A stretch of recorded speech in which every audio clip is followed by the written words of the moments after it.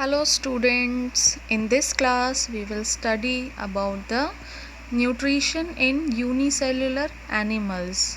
In previous class we have already studied about the nutrition in plants. Now today we are going to study what? Nutrition in unicellular animals. Unicellular. First here comes the word unicellular. As you have already studied in class 9 that organism which have only one cell called unicellular animals. In unicellular organisms like amoeba, unicellular animals कौन कौन से होते हैं? Amoeba, paramecium, Euglena, ये सारे unicellular होते हैं जिसमें कि सिर्फ सिंगल सेल हो. जिन ऑर्गेनिज्म में केवल एक सेल पाया जाता है, एक ही सेल से सारे फंक्शन जो हैं वो परफॉर्म होते हैं, उन्हें कहते हैं हम लोग unicellular. In unicellular organisms like amoeba and paramecium the entire process of nutrition is performed within a single cell. यानी कि जितना भी प्रोसेस होगा न्यूट्रिशन, जैसे हमारी बॉडी में जो है माउथ होता है, ईसोफेगस होता है, देन स्टमक होता है, स्मॉल इंटेस्टाइन, लार्ज इंटेस्टाइन, तो ये सारे जो है वो जो है सारे अलग अलग जो है फंक्शन परफॉर्म करते हैं ऑर्गन्स, लेकिन यहाँ पर एक ही सेल जो है वो ये सारा प्रोसेस न्यूट्रिशन का एक ही सेल करता है. न्यूट्रिशन पहला हम लोग पहले न्यूट्रिशन क्या है? वे ऑफ ऑब्टेनिंग फूड, कि किस तरीके से फूड को ले रहे हैं हम लोग, तो जो है वो होता है न्यूट्रिशन. अब अमीबा की यहाँ बात आ रही है तो अमीबा में होलोजोइक न्यूट्रिशन होता है. होलोजोइक हम लोग ने पहले भी पढ़ा था कि होलोजोइक न्यूट्रिशन वो न्यूट्रिशन होता है जिसमें कि ऑर्गेनिज्म जो है वो सॉलिड फूड पार्टिकल लेता है, देन उसका जो है डाइजेशन होता है, एब्जॉर्प्शन होता है, एसिमिलेशन होता है और इजेशन हो जाता है. उसी को कहते हैं होलोजोइक न्यूट्रिशन. जैसे कि हम लोग सभी जानते हैं कि अमीबा जो है वो इरेगुलर शेप का होता है. उसका शेप कोई भी डेफिनेट शेप नहीं होता है, वो इरेगुलर शेप का होता है.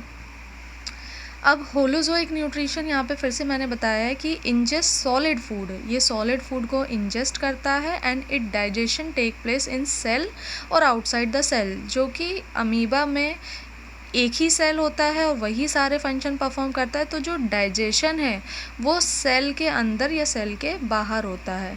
Because it has no digested track, क्योंकि उसमें कोई भी डाइजेस्टेड ट्रैक नहीं होता है. The process by which it obtain food is called phagocytosis. तो जिस प्रोसेस की मदद से अमीबा खाना लेता है उस प्रोसेस को कहते हैं फैगोसाइटोसिस. क्या बोलते हैं? फैगोसाइटोसिस. क्योंकि उसके अंदर कोई भी डाइजेशन ट्रैक नहीं है, तो वो जिस तरीके से फूड को डाइजेस्ट या लेगा उसको कहते हैं फैगोसाइटोसिस. क्योंकि सेल इधर मदद कर रहा है तो इसलिए cell feeding. Phagocytosis, cell feeding. Process which are involve in the nutrition of amoeba. जब हम न्यूट्रिशन इन अमीबा की बात करते हैं तो उसमें जो प्रोसेस आते हैं वो 5 प्रोसेस होते हैं. फर्स्ट इज़ इंजेशन, खाने को लेना. सेकंड इज़ डाइजेशन, जब कॉम्प्लेक्स फूड को ब्रेक डाउन करते हैं सिंपल फूड में, उसको कहते हैं digestion. Third one is absorption, जब फूड में से जो न्यूट्रिएंट्स निकलते हैं वो हमारे ब्लड में एब्जॉर्ब होते हैं तो उसको absorption. Fourth one is assimilation, जो न्यूट्रिएंट एब्जॉर्ब हुए हैं वो पूरी बॉडी के पार्ट्स तक पहुंचना, उसे कहते हैं assimilation. And the last one is egestion, जो भी अनडाइजेस्टेड फूड बच गया है, जो किसी भी काम का नहीं है बॉडी की, तो वो आपकी बॉडी के बाहर निकल जाता है. या अगर हम यहाँ अमीबा की बात कर रहे हैं तो अमीबा की बॉडी में जो भी अनडाइजेस्टेड फूड होगा वो उसकी बॉडी से बाहर निकल आएगा, तो उसको कहते हैं इजेशन.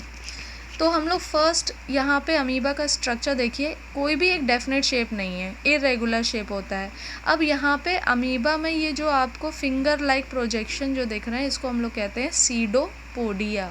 अमीबा क्योंकि यूनिसेल्युलर होता है तो उसमें एक ही सेल पाया जाता है, एक न्यूक्लियस है, सेल मेम्ब्रेन, आउटर मेम्ब्रेन को सेल मेम्ब्रेन कहते हैं. अब हम लोग यहाँ पे डिटेल में पढ़ेंगे व्हाट इज़ इंजेशन. क्योंकि अमीबा का कोई माउथ नहीं होता, it has no mouth and the entire surface can be use for the injection of food. तो जो अमीबा का जो पूरा सरफेस है वो एंटायर सरफेस जो है वो इंजेक्शन ऑफ फूड कर सकता है. कहीं से भी जो है वो सीडोपोडिया बन सकते हैं और वो फूड को ले सकता है. It ingest food with the help of pseudopodia. जैसे कि जब हमारे सामने खाना आता है तो हम फिंगर की मदद से, यानी कि उंगलियों की मदद से उस खाने को उठाते हैं। वैसे ही जब अमीबा के सामने खाना आता है तो उनका जो बॉडी सरफेस होता है, अमीबा का जो बॉडी सरफेस होता है वो एक फिंगर लाइक प्रोजेक्शन बना लेता है, जैसे फिंगर्स निकल आई उनके, ताकि वो उस फूड को जो है पकड़ सकें, उसको अपने अंदर ले सकें। तो सीडोपोडिया क्या है? Finger like projection. When a food particle come close to amoeba, जब भी कोई फूड पार्टिकल अमीबा के पास आता है तो finger like extension of the cell surface called pseudopodia fuse over the food and make a food vacuole within the cytoplasm। तो आप लोगों को पता है कि अमीबा जो है वो माइक्रोस्कोपिक प्लांट्स और एनिमल्स को खाता है। पानी में रहने वाले जो माइक्रोस्कोपिक प्लांट्स और एनिमल्स होते हैं उनको खाता है अमीबा। तो अमीबा के पास जब भी कोई फूड पार्टिकल आता है तो उसमें से फिंगर लाइक एक्सटेंशन निकलते हैं और वो चारों तरफ से उस फूड को घेर लेते हैं। फिंगर लाइक प्रोजेक्शन को जिसे सीडोपोडिया कहते हैं, वो चारों तरफ से उस फूड को घेर लेते हैं और एक फूड वैक्यूल बना लेते हैं साइटोप्लाज्म के अंदर। ठीक, तो ये क्या है? इंजेशन। दूसरा पार्ट आता है आपका डाइजेशन। डाइजेशन क्या है? जैसे कि हम लोग नॉर्मली वे में जब हम बात करते हैं कि व्हाट इज़ डाइजेशन, तो digestion is the break down of complex food into simple one. जब बड़े खाने के टुकड़े को छोटे छोटे टुकड़ों में हम डिवाइड करते हैं उसको कहते हैं डाइजेशन। तो अमीबा में डाइजेशन जो होता है वो इंट्रा सेल्यूलर डाइजेशन होता है, यानी कि सेल के बाहर जो डाइजेशन हो रहा है वो इंट्रासेल्यूलर। इंट्रासेल्यूलर क्या है? Break down of substances within the cytoplasm of a cell. Cell का जो साइटोप्लाज्म है उसके अंदर जब ब्रेक डाउन हो रहा है सब्सटेंस का, उसे कहते हैं इंट्रासेल्यूलर। अब यहाँ पे डाइजेशन होता कैसे है कि जब अमीबा ने फूड को चारों तरफ से घेर लिया तो उसके अंदर फूड वैक्यूल बन गया। अब यहाँ पे देखिए मैंने एक डायग्राम बनाए हैं ये सारे प्रोसेस के।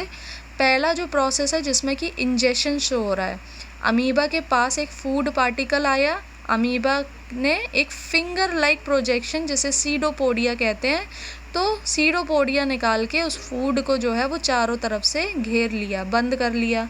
जब बंद कर लिया तो ये जो आपको अंदर स्पेस दिख रहा है इसी को हम लोग कहते हैं फूड वैक्यूल। तो अमीबा फूड के कांटेक्ट में आने पे फूड वैक्यूल बना लेता with the help of pseudopodia. दूसरे पार्ट में हम लोग पढ़ रहे हैं डाइजेशन। तो डाइजेशन क्या है कि जब फूड वैक्यूल बन गया तो अमीबा की बॉडी के अंदर जो है साइटोप्लाज्म, ये जो डॉटेड दिख रहा है आपको, इसके अंदर एक लिक्विड होता है साइटोप्लाज्म, उसी के अंदर ये जो है फूड पार्टिकल को ले आते हैं जिसे हम लोग डाइजेशन कहते हैं। अब यहाँ पे डाइजेशन कैसे होता है कि फूड पार्टिकल के अंदर जो है फूड आ गया, यानी कि अमीबा की बॉडी के अंदर फूड आ गया। अब ये जो फूड वैक्यूल है यहाँ पे एंजाइम सिक्रीट होगा जो कि क्या मदद करेगा, जो फूड है, ये जो ऑर्गेनिज्म है इसको तोड़ने में मदद करेगा। Various enzyme secreted in the food vacuole. Food vacuole के अंदर एंजाइम सिक्रेट हुए।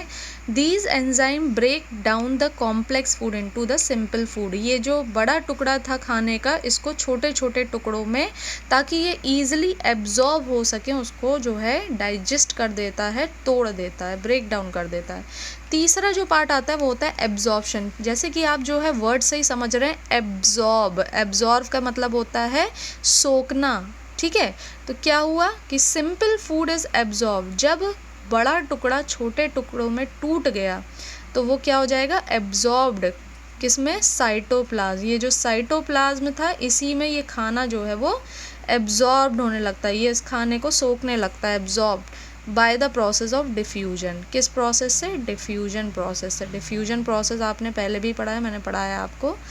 Next is assimilation. एसिमिलेशन का सिंपली मीनिंग होता है ट्रांसपोर्टेशन। ये जो खाना एब्जॉर्ब हुआ है साइटोप्लाज्म में, अब बॉडी के हर एक पार्ट तक वो ट्रांसपोर्ट होता है। ठीक है, amoeba cell obtain energy from the absorbed food. जैसे कि जब हम खाना खाते हैं तो जब हम खाना खाते हैं वो टूटता है तब एनर्जी रिलीज़ होती है। तब एनर्जी कैसे रिलीज़ होती है? जैसे कि हम लोग ने खाना खाया, खाने को तोड़ दिया, डाइजेस्ट हो गया।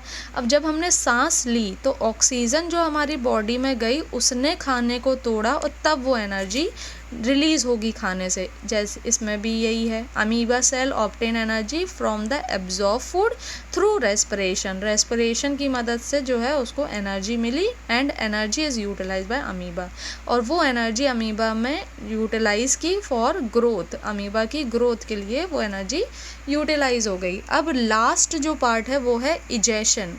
इजेशन क्योंकि अमीबा के अंदर कोई ऐसे ऑर्गन नहीं है, जब ऑर्गन नहीं है तो कोई भी एक्सक्रीटरी ऑर्गन नहीं होगा, ठीक है, ना डाइजेस्टिव ऑर्गन है ना एक्सक्रीटरी ऑर्गन है।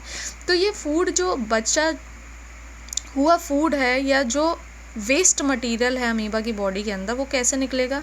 Undigested food gate collected inside the amoeba, amoeba के अंदर वो अनडाइजेस्टेड फूड जो है वो कलेक्ट होता जाता है, और सेल मेम्ब्रेन जो है वो सडनली रप्चर, एक जगह से सेल मेम्ब्रेन टूटती है, और वो जो अनडाइजेस्टेड फूड है वो क्या करता है? Thrown out from the body, वो बॉडी से बाहर निकल आता है। अब यहाँ पे पहले पार्ट में देखिए, जो पहला प्रोसेस था वो था इंजेशन, फूड पार्टिकल अमीबा के कांटेक्ट में आया और अमीबा ने सीडोपोडिया बनाया और फूड वैक्यूल बना दिया है। इंजेशन, इन का मतलब अंदर, फूड को अपने अंदर लेना, वो हो गया इंजेशन। दूसरा है डाइजेशन, फूड को तोड़ना, बड़े फूड को छोटे छोटे सिंपल फूड में, यानी कि कॉम्प्लेक्स फूड जो है वो टूट रहा है सिंपल फूड में, उसे कहते हैं डाइजेशन। तीसरा है जब खाना टूट गया उसमें से जो एनर्जी रिलीज़ हुई, जो न्यूट्रिएंट्स रिलीज़ हुए, वो पूरी बॉडी में एब्जॉर्प्शन, एब्जॉर्ब हो गए, जिस प्रोसेस को कहते हैं एब्जॉर्प्शन। फोर्थ इज़ एसिमिलेशन, जो भी एब्जॉर्ब हुआ वो पूरी बॉडी में ट्रांसपोर्ट होना, उसे कहते हैं assimilation. And last one is जब अनडाइजेस्टेड फूड बचा तो वो अमीबा की बॉडी में इकट्ठा हो गया और सेल मेम्ब्रेन जो थी वो सडनली एक जगह से फट गई, रप्चर हो गई, और वो वेस्ट मटेरियल जो है वो अमीबा के बॉडी के बाहर निकल जाता है, जिसे कहते हैं इजेशन।